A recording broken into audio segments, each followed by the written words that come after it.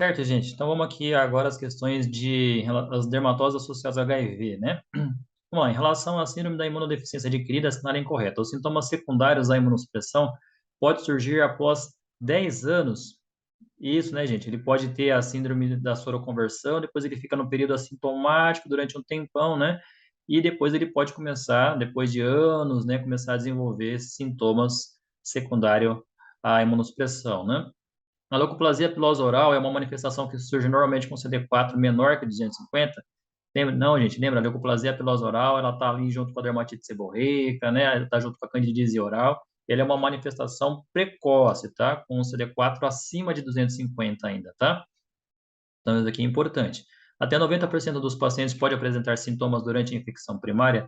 Isso aqui é importante, lembra? Lembra, né? Síndrome da soroconversão, né? Síndrome retroviral aguda, né? Quando o paciente tem um rash, linfadeno, lesões monolike, hepatoespleno, alterações neurológicas, né? Até de 50 a 90% dos pacientes pode ter essa manifestação, né? Manifestações clínicas nessa fase aqui aguda, né? As manifestações cutâneas da síndrome retroviral aguda são variáveis?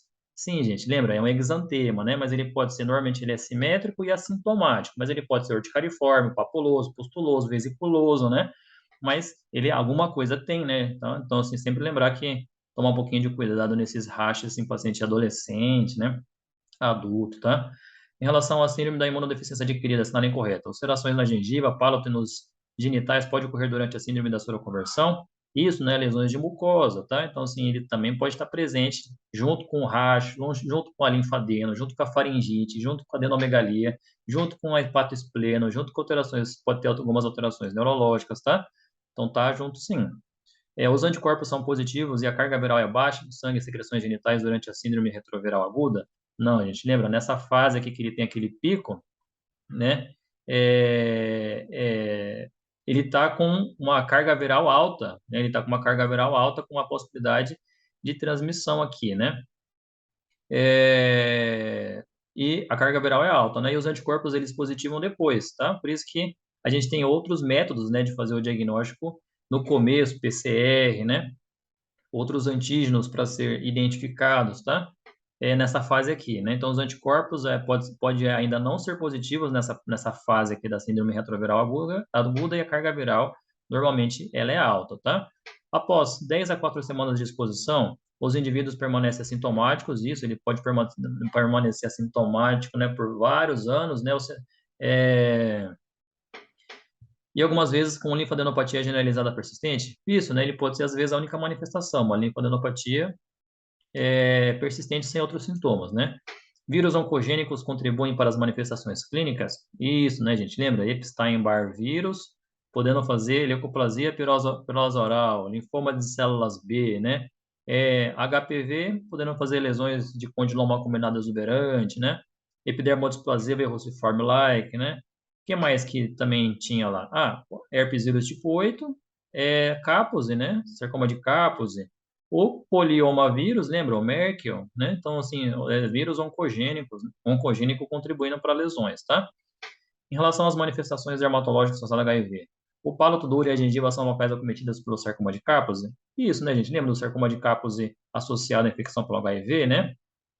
Pode as lesões podem ser disseminadas, né? Pode acometer o tronco, membro inferior, mas as lesões de mucosa oral, ponta de nariz, de palato, né? São um dos primeiros lugares que a gente vai procurar, né? Às vezes, né? Um sarcoma de cavidade oral, né?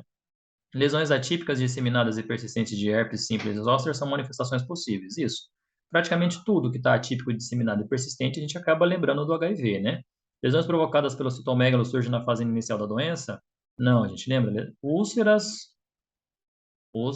perianais, né, genitais ali, associado ao citomegalo, está associado a uma imunossupressão já bem importante, né? Lesões provocadas por ortopoxvírus pode surgir na face, tronco e genitais? Gente, lembra do molusco? É um poxvírus, né? Então, pode surgir lesões exuberantes, né? Na região da face, tronco e genitais, pode sugerir uma imunossupressão. Em relação às manifestações dermatológicas, fala HIV. Lesões provocadas pelo HPV são sempre vegetantes? Não, gente, lembra da epidermodisplasia verruciforme? Epidermodisplasia verruciforme são verrugas planas, tá? uma epidermodisplasia verruciforme-like, né? São verrugas planas, né? E pode estar associado ao HIV, né?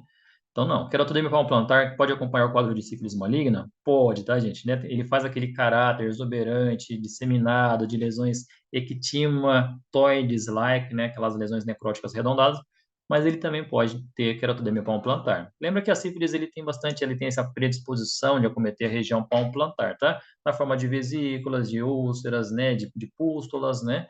De bolhas ou de queratodermia palmoplantar também, tá? Lesões semelhantes ao granuloma piogênico pode surgir? Pode, né, gente? Lembra da angiomatose bacilar, gente, né? Da uma bartolenose, né? Ele parece um granuloma piogênico, né? Então pode ser. E lembrar do granuloma piogênico também associado ao tratamento, indinavir, né? Também tá potássio. Então, lesões angiomatosas, assim, né? Pode ser frequentes nesses pacientes imunossuprimidos, né?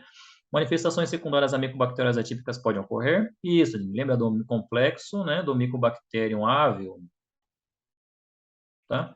O Avian é o que eu mais lembro, tá, gente? Outros podem também, pode estar associado à imunossupressão, né? Mas o complexo do Mycobacterium avium, eu lembro bastante do HIV, tá? Em relação às manifestações dermatológicas associadas ao HIV.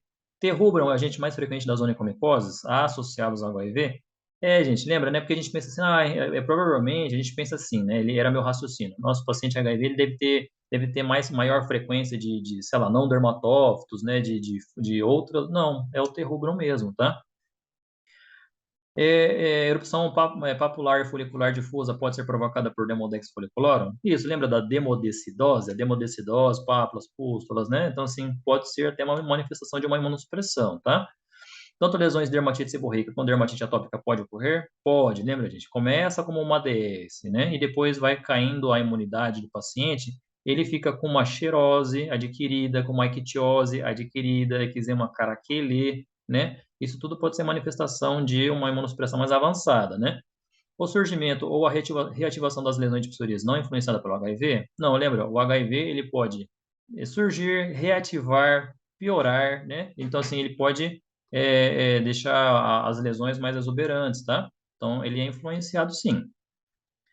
Em relação às manifestações dermatológicas do HIV, as lesões de foliculite eosinofílica são muito pruriginosas, e isso, né? Então, a gente sabe que tem foliculite eosinofílica da criança, do diofuge, do imunossuprimido, todas são pruriginosas, né?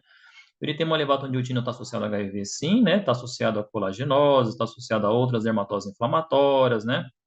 E está associado à imunossupressão também. A gravidade e a incidência das reações adversas a drogas em pacientes com HIV é semelhante aos pacientes não infectados por HIV? Não, gente, lembra, o simples fato do paciente da imunossupressão adquirida, né, pelo HIV, ele aumenta muito a chance dele ter uma reação adversa à droga, uma farmacodermia, né? Então, ele tem uma chance muito maior de ter um exantema, de ter um Steven Johnson, tá? Então, ele tem mais chance, sim. Efeitos retinoides podem ocorrer com o uso de inibidor de protease? Sim, lembra, gente, do indinavir, que pode dar xerose, alopécia, unicólise, granuloma piogênico, né? Pode sim, tá bom? Em relação à síndrome da reconstituição imune, né? A ISIS ou a IRIS, né? IRIS, né? Síndrome inflamatória da reconstituição imune, assinale incorreto, ocorre em 30% dos pacientes, sim, ele é frequente, né? Aquela que a gente sempre fala, começa um paciente que tem uma doença já grave, avançada, já com algumas lesões subclínicas, algumas lesões infecciosas, por exemplo, né? Então, um CD4 bem baixo, começa a responder muito rápido, né? Dependendo do quando ele vai chegando aqui em determinados níveis de CD4, ele acaba desenvolvendo alguma doença, né? Essa síndrome paradoxal aí, né? Que coisa, né? Tá tratando e ele tá piorando, né? Mas não, tá? Acontece sim. A gravidade clínica depende da gravidade da supressão dos linfócitos T antes do início da TARV, sim, ó, tá vendo? Os fatores de risco, né? Lembra, gente? Então, paciente já com CD4 baixinho no começo do tratamento, né? Uma resposta muito rápida, né? Ao tratamento, tá? Pode-se manter a TARV e tratar as condições associadas? Sim, né? Isso aqui a gente tem essa orientação, né? Pode manter, não precisa tirar, né? Simplesmente você vai surgindo lá um herpes, trata o herpes, vai surgindo um negócio, trata o que for surgindo. Ocorre normalmente após o 6º mês de início da TARV. Gente, assim, ele pode começar precocemente alguns dias depois, ele pode acontecer até 2, 3 anos depois, né? Mas normalmente dentro dos 3 primeiros meses, tá? Do 3º mês, no 4º mês, mais ou menos, tá? 12 semanas, né? Tá bom? Certinho?